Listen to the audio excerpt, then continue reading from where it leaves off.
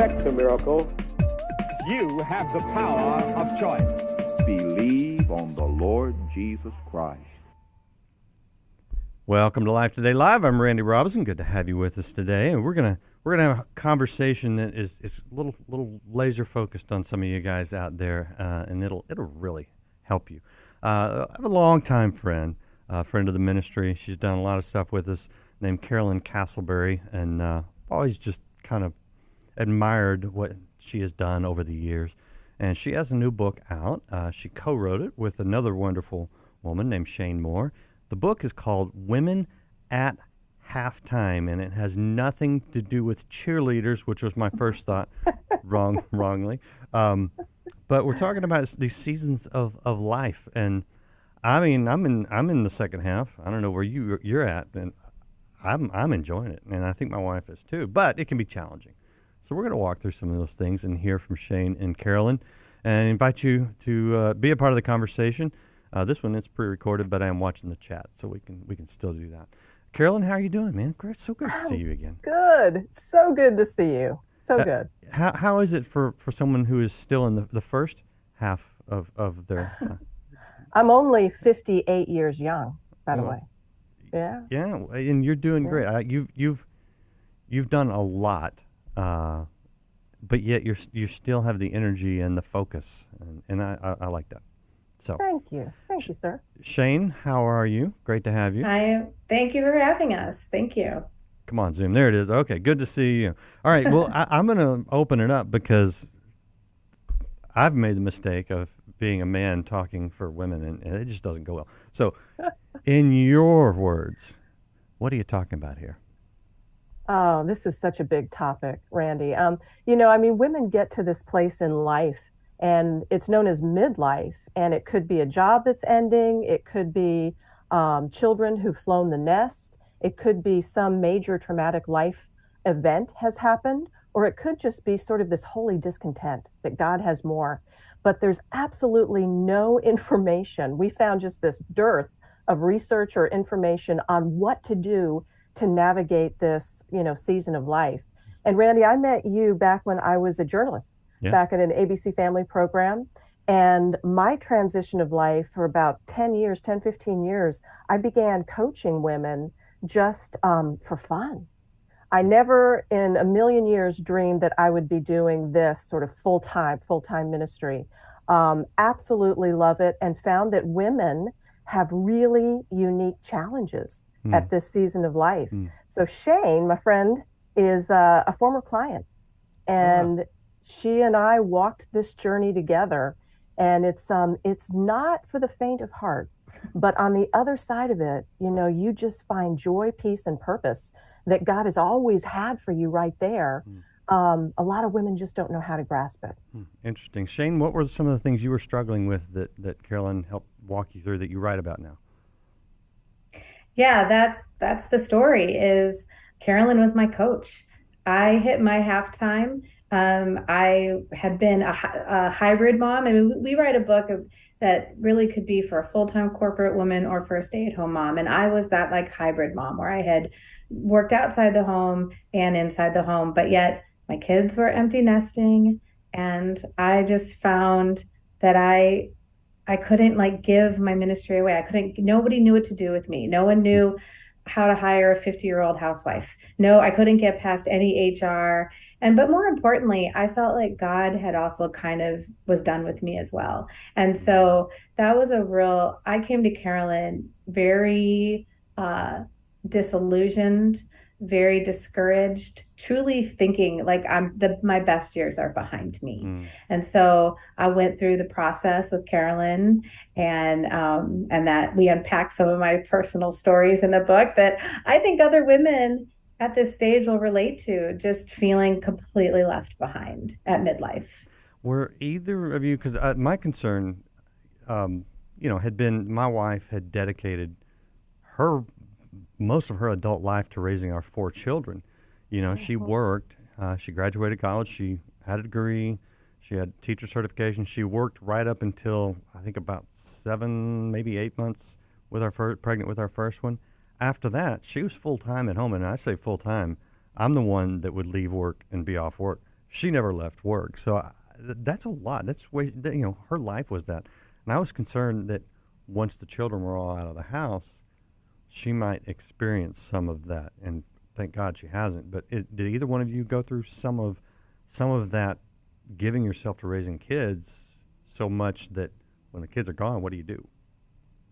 Yeah, we both went through that. Did you? And the book is written for moms. It's written for corporate women as well as women who've never had children. So we really hit all aspects of life. Both Shayne and I are moms. And I can tell you that when my youngest went off to college, Randy, I think I went through a depression. That's when it started to hit for me that, oh gosh, like Shayne, I was a hybrid mom. I had left journalism in order to be there to raise the kids. I knew that this was the one thing in life that I could not miss, And so when that season was ending, it was kind of like, who am I now? Where do I matter? And is God finished with me? As we started going and, talking to women about this, one of the things we hear a lot is that, wow, we hit 50. One woman said, you hit 50 and you feel like you're being put out to pasture. And you kind of feel like your best years are behind you. And we're here to tell you, no, not at all. I mean, you've got another entire life to live. And it's really exciting that God's gone before you. He already knows the path. And it's our job to walk in that, to discover what he has for us. What are all the reasons that kind of contribute to that? I can speculate. You guys have touched on some of them. Obviously, when the children are gone, that full-time motherhood is gone. But also, is the world not nice to you corporately? Are there some body issues that rise? What are all the issues that really contribute to that sense of being done? Shayne, you can probably speak to that. Yeah, I mean, you definitely hit on many of them. I think a lot of women really lose their sense of identity at midlife. And we talk about specifically what a halftime is. And it really is a time to pause, to be like, who was I in the first half of my life? What were the activities? What were the people? What brought me meaning? What brought me joy? And for a lot of women, it's not the same. They're completely different people by the time they're in their 50s, or, your halftime might happen in your 40s. It might happen in your 60s. I mean, whatever. But it's that time of life where suddenly you're rote. You're doing the same things over and over again. Or a marriage isn't there that used to be there. A job isn't there that used to be there. Your kids aren't there. It's a huge loss, whether it's divorce, death, change, a move. And the church and society really doesn't have resources to come alongside women and say, you spent the first half of your life going to college, vocational school. We totally trained you. Go get them. Okay, your kids are gone. And for the first time in the last 100 years, women's life expectancy used to be 49. So they didn't live entire lifetimes past childbearing. And so we don't have this wealth of resources saying, all right, it is time to pause at your halftime. Look at what identified you, what brought you meaning, what was your identity was wrapped up in. And it might be the same, but it might be totally different. And instead of being discouraged like I was, or totally self-defeated, or personally, I was full of so much self-pity. I was just so pathetic. To Carolyn's point, just stop. Stop the self-pity, stop complaining to your family. If you have toxic friendships, bye, and go through this process of God is not done with you. He has an Ephesians 2:10 calling on your life, no matter what age you are. So the big question, what does God have for women in the second half? Oh my goodness, that's the huge promise and the principle of the book, my friend. And that's Ephesians 2:10. That God already knows the way, that you are his workmanship, right? And that he's already prepared works for you in advance that you would walk with them. And so what's so amazing about this process and this book is that you don't have to look like the woman in the pew next to you. And I think that's one of the traps. We talk about some of the traps that women experience with other women. It can be, comparison. She has a great ministry over here, so boy, I better be just like her. Or, I'm failing because I'm not doing what this person is doing. We get really, really specific on how God has uniquely wired you. You are his workmanship. You're his creation, and you're unique. You're not supposed to be the person who's in that next pew, or even the person that you used to be in the first half. We become and we mature into who God wants us to be. So that is the mystery and the discovery and the fun of this journey. It's so neat to see. We go through the whole process of, getting clear, getting free, getting called, which is Ephesians 2:10, and then getting going. And Randy, when you start to see women come together, women from all different walks of life, those corporate women, the moms, the non-moms, whoever, linking hands and saying, okay, we're going to walk this journey together based on what calling God has given us, what passions he's fueled in us. It's amazing to see what happens. This is when magic happens.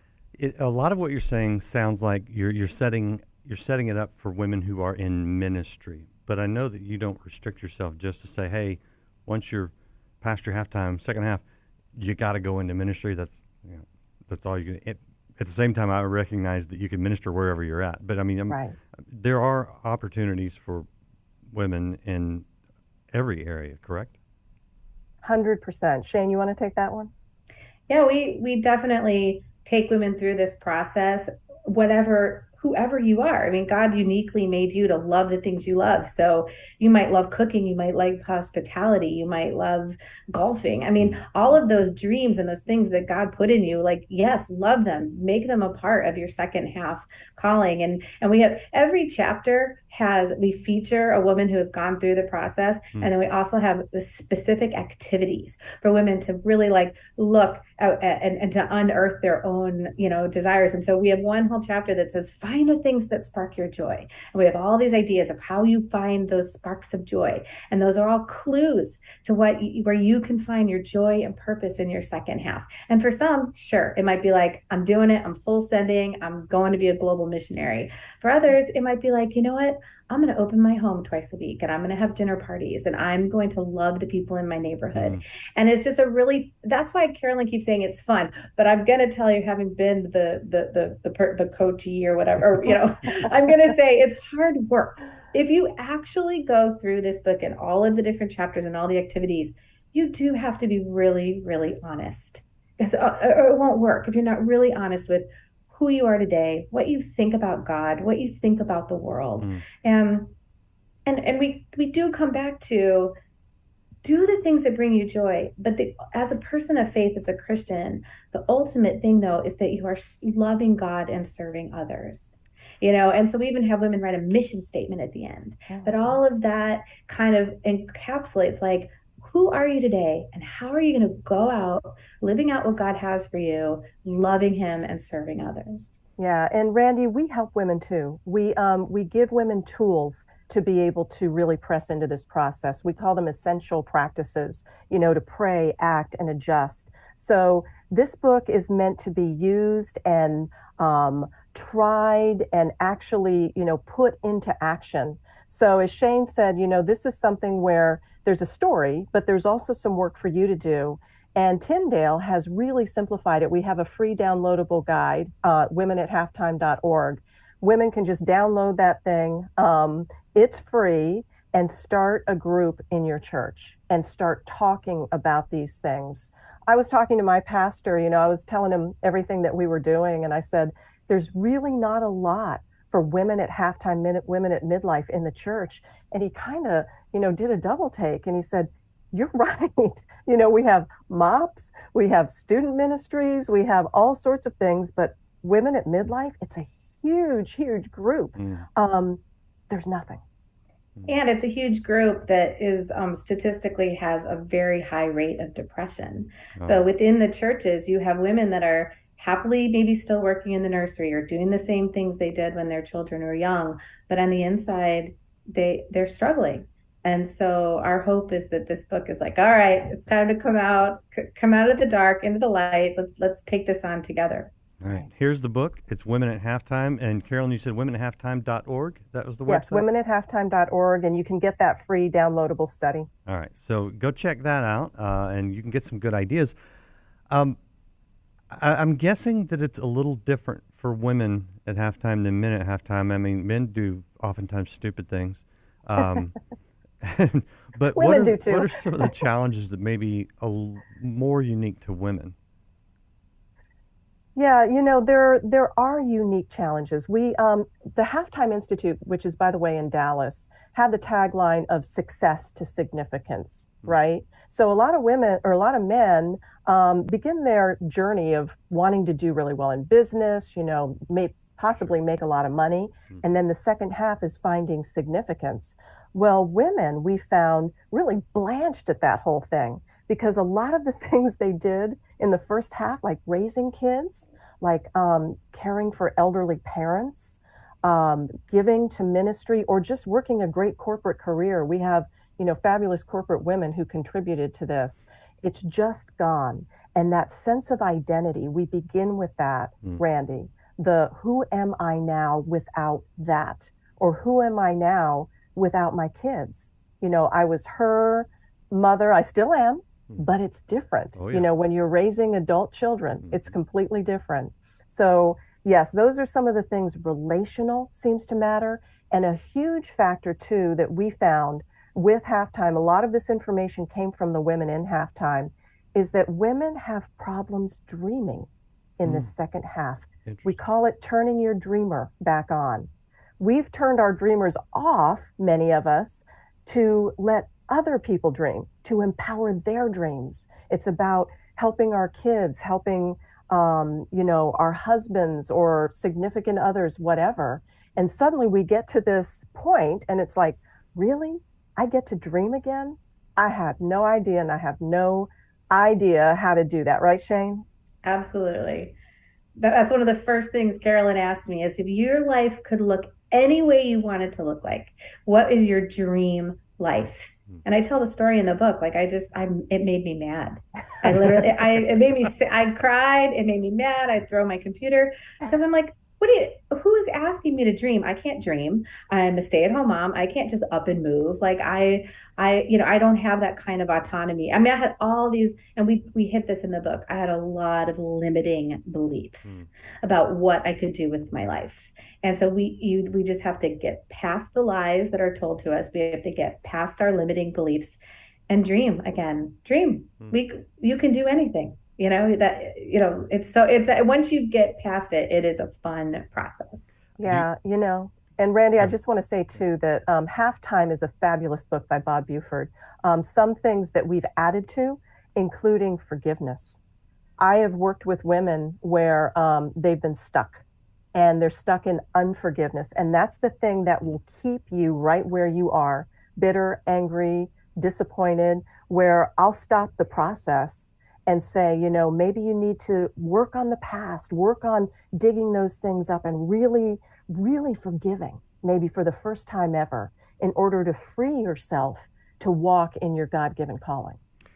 And that's interesting. That ties in, that broadens the question I was going to ask next, which, in a football game or something, halftime is that time where they go in the locker room.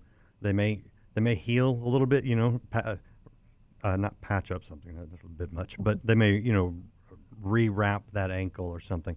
But they also re-strategize. They catch their breath.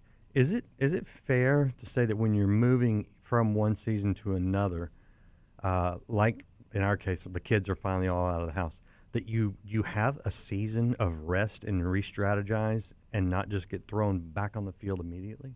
You've got it. You nailed it. Absolutely. That's what halftime is. It's like going into the locker room with Shayne, and we get to sit and rest for a minute and re-strategize and look at who is Shayne now? What are her values? What are her passions? Randy, over the years since I've known you, I've become a Gallup Strengths coach and emotional intelligence practitioner. So we dive really deep into feelings, values. What are your strengths? What are those things that make you really unique? And it's a pause before you go out and just go do something else, because you can go do anything. Right. You can be as busy as you want. Right. Let's pause for a minute. Yeah, and I was going to add, I think that is one of the challenges of women at halftime who have been very busy with kids or very busy with school activities or ministries or career, is they fill that void of feeling discontented with just whatever. In the book, we really encourage women. That's not your calling. Your calling isn't just to stay busy. And I think that's the challenge that women have. Your calling is who you are today in Christ, and really living into that. And I did my coaching with Carolyn. It was like a year long. I mean, our book, we have it divided up into chapters that women can go through this with a group, or, with a spiritual director, with a mentor, and take that luxurious time before you take on another ministry or another job, if you are able, and really get to know yourself. Yeah, that's good. Let me ask you this, and I don't know if you deal with this in the book, but I know that we have a bit in American culture, in a lot of churches, the idea that ministry has to look a certain way. It's like if you say to a woman now in the second half of life you're going to go into ministry, they picture, Joyce Meyer on television, or somebody, Sheila Walsh on stage going around and speaking to women's groups or whatever for the rest of their lives, and that's not the full spectrum of ministry. You mentioned, Amen. One of you mentioned hosting dinner parties, and I think we underestimate and devalue the power of doing something right in your own neighborhood to reach your neighbor for Christ, to love them as Christ loved us. And it could be in your neighborhood, it can be in your local church, it could be in the school. There are an abundance of ministry opportunities that don't come with the 501c3. They don't come with the title of ministry director. It may be, soccer coordinator or something like that, but you're actually making an impact. Do you find that some women thrive in a place where they're actually ministering, but it's not called a ministry? Yes, Randy, you like get that? it. You totally get it. We actually have a chapter, and her name is Camille Jones. All these women share their stories with permission. And she felt like she was going to fail halftime. She went to the Halftime Institute, and she thought, boy, I'm never going to be a missionary. This person's sending Bibles here and there, and I don't feel called to do that. I was just basically packing lunch boxes and sending them with the kids before they left. Well, she went through a huge process, sort of an arduous process, and found that her ministry was right there in her backyard, to be able to help her neighbors, to be able to give back right where she was. Education is a huge passion for her. So to be able to give back there, human trafficking in her area, she gives there. And so to be able to really uniquely look around at your own backyard and say, where has God placed me where I can make a difference? And it could be right where you are.